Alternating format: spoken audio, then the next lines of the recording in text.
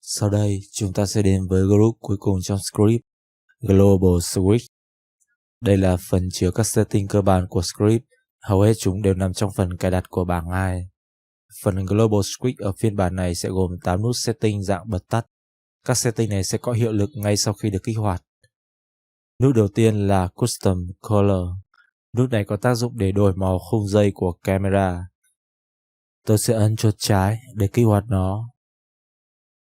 Để setting màu sắc cho nó, các bạn có thể click chuột phải vào nút này. Sau đó, chọn một màu sắc mới, bấm OK. Ví dụ ở đây, tôi sẽ chọn màu cam DD9955. Các bạn sẽ thấy camera được đổi màu khung dây ngay lập tức. Nút thứ hai là Name Fixer. Tính năng này được bật bởi mặc định khi cài đặt script. Đây là tính năng tự động hiệu chỉnh tên camera để script có thể hoạt động một cách ổn định nhất. Ví dụ như chống trùng tên, sửa đuôi số, bỏ dấu cách trong tên. Ví dụ ở đây, tôi sẽ thử tắt chúng đi. Một bảng cảnh báo sẽ hiện ra nói rằng script có thể sẽ không hoạt động ổn định nếu tôi tắt nó. Ở đây tôi bấm Yes.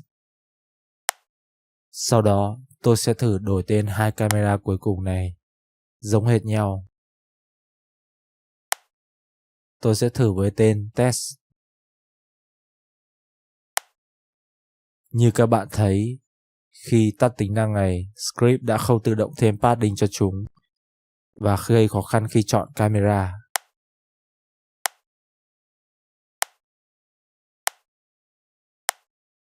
Chính vì thế, theo lời khuyên của tôi, trừ khi bạn biết mình đang làm gì, hãy bật nó theo mặc định.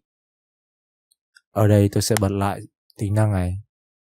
Tên camera đã ngay lập tức được sửa và việc chọn camera đã hoạt động trở lại. Nút thứ ba là Selection Sync. Chức năng này dùng để đồng bộ lựa chọn trong camera list và trong viewport. Ví dụ như ở đây tôi chọn một camera trong list, camera trong viewport cũng sẽ được chọn. Và ngược lại, khi tôi chọn camera trong viewport, camera trong list cũng sẽ được chọn. Nếu bạn tắt tính năng này, một bảng cảnh báo sẽ hiện ra, tương tự cảnh báo với Name Fixer. Ở đây tôi sẽ bấm Yes để thử nghiệm. Các bạn có thể thấy việc chọn camera trong danh sách và trong viewport đã không còn được đồng bộ với nhau nữa. Theo lời khuyên của tôi, bạn nên bật tính năng này theo mặc định. Nút thứ tư là Fast Select. Tính năng này sẽ giúp bạn tránh được tab Modify khi làm việc với camera.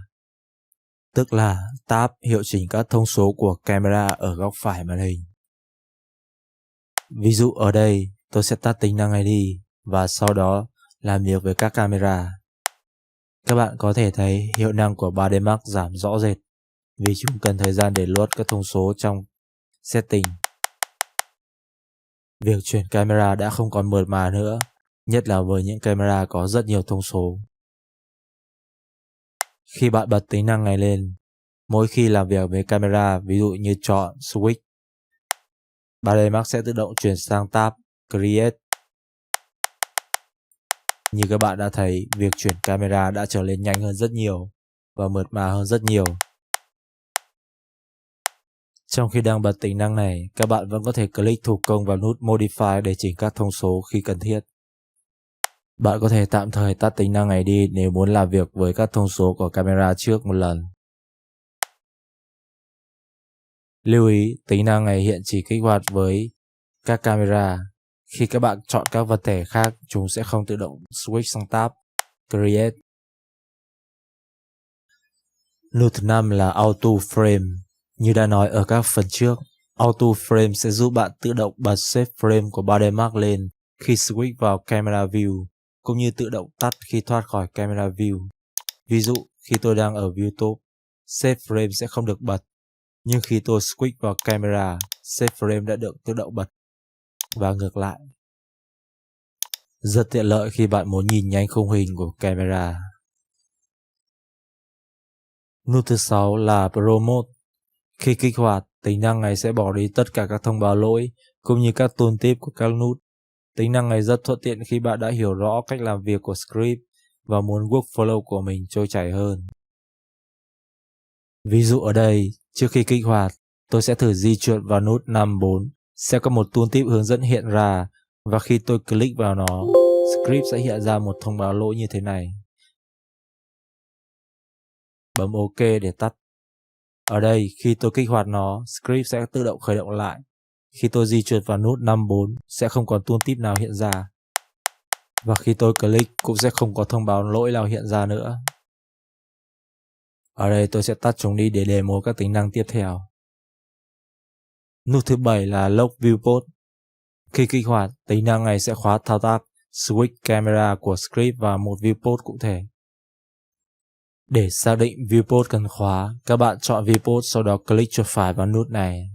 Ví dụ ở đây tôi sẽ bấm Alt+W để chuyển qua chế độ nhiều viewport. Tôi sẽ thử kích vào từng viewport và Switch Camera. Như các bạn thấy, script sẽ chuyển viewport đang kích hoạt sang Camera View mà tôi click chuột phải ở trong danh sách. Nếu các bạn để ý, viewport được kích hoạt sẽ có một đường viền màu vàng ở bên ngoài. Ở đây tôi sẽ demo tính năng Lock Viewport với viewport đầu tiên. Tôi sẽ kích hoạt nó lên và sau đó chọn viewport đầu tiên, rồi bấm chuột phải vào nút Lock Viewport. Một thông báo Lock ID đã được cập nhật sẽ hiện ra. Tôi bấm OK.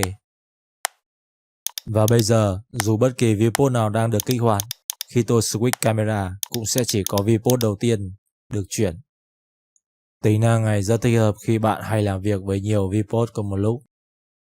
Đó là về tính năng Lock Viewport. Tính năng tiếp theo là Save Position. Khi kích hoạt, nó sẽ lưu lại vị trí của bảng script khi tắt đi. Và khi mở lên nó sẽ mở lại đúng vị trí đó. Ví dụ ở đây tôi chuyển sang phải, tắt script và bật lên. Chuyển sang trái, tắt script và bật lên. Script đã được mở lại đúng vị trí tôi tắt đi. Khi nó không được kích hoạt, script sẽ luôn mở ở chính giữa, giống như camera view mặc định của 3D Max. Đó là toàn bộ nội dung của phần Global Switch, cũng là phần cuối cùng trong series hướng dẫn cơ bản của Smart Camera View. Chúc các bạn thành công và hẹn gặp lại trong các video hướng dẫn tiếp theo.